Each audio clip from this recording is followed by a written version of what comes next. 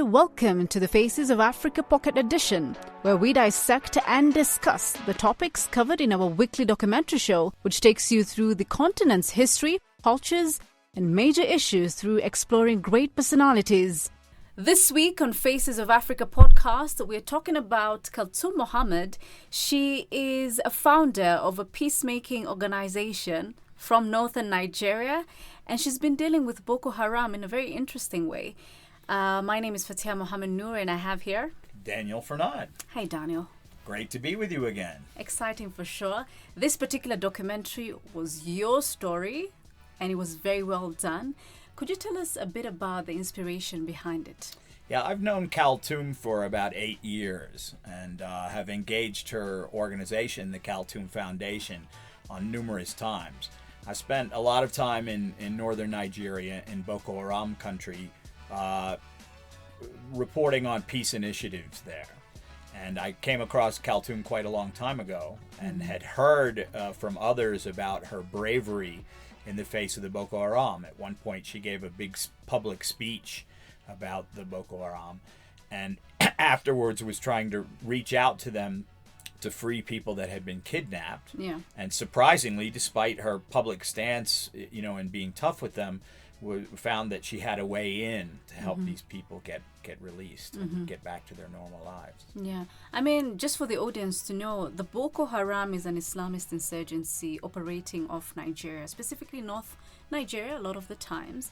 And there's been a lot of cases with regard to terrorist cases.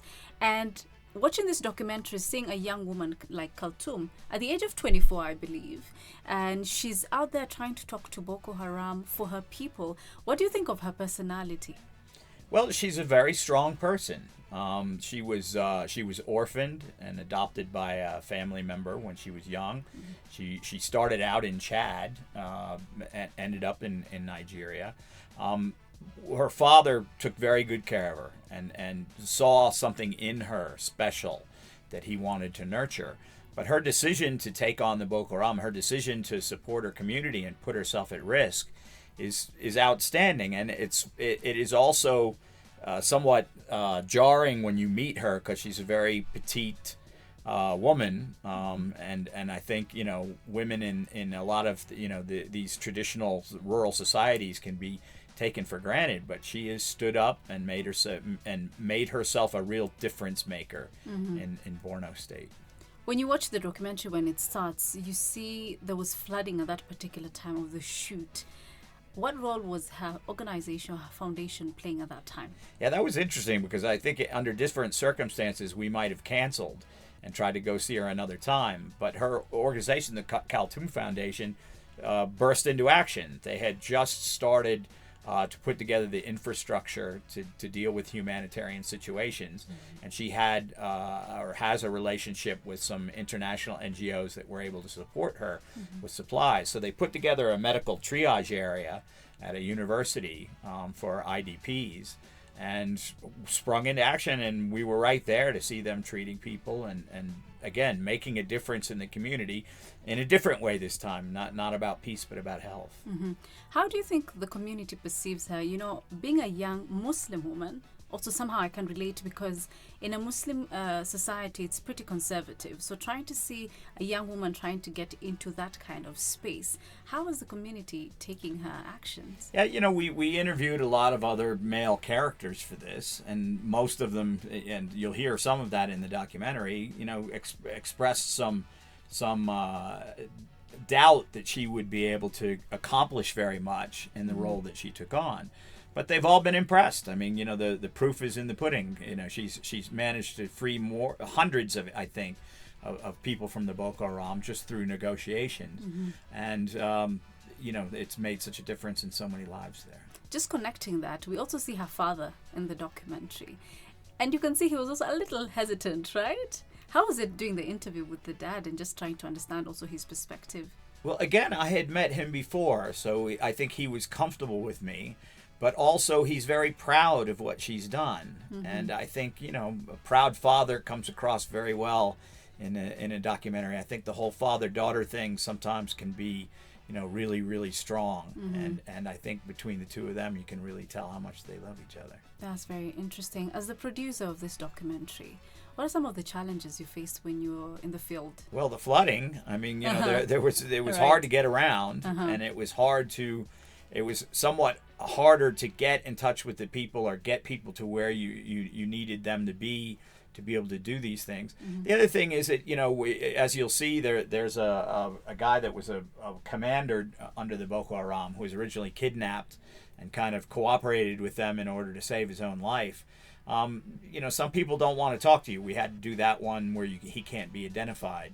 I've done interviews with people that have been to re-education camps before, and it was hard to get access to the re-education camps on this particular field trip because of the conditions of the flooding. Yeah. So there were a lot of challenges having to do with the environment, but also having to do with the nature of the story, which is very sensitive. Yeah, because it's a security kind of story.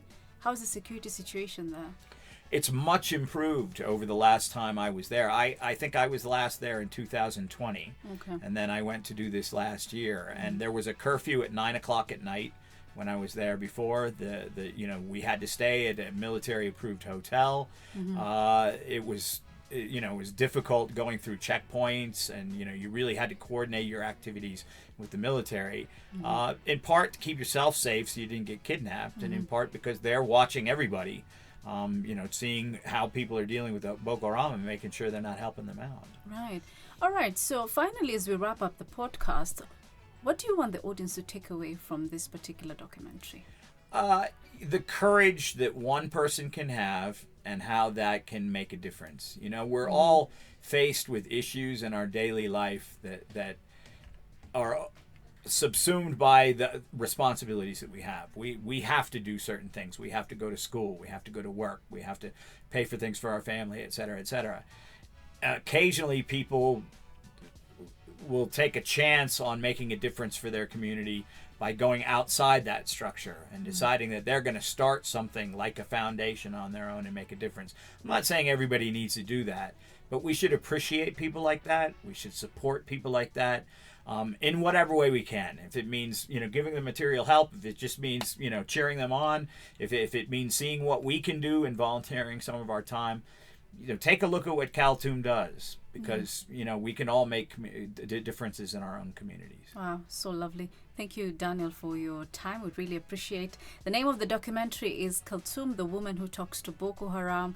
So make sure you find time and watch it. Remember, you can watch this documentary on our CGTN platforms. On Sunday, it runs live at 12:30 East Africa time, 17:30 Beijing time, and 9:30 GMT. On Monday, it will be uploaded on our YouTube channels. See you next time.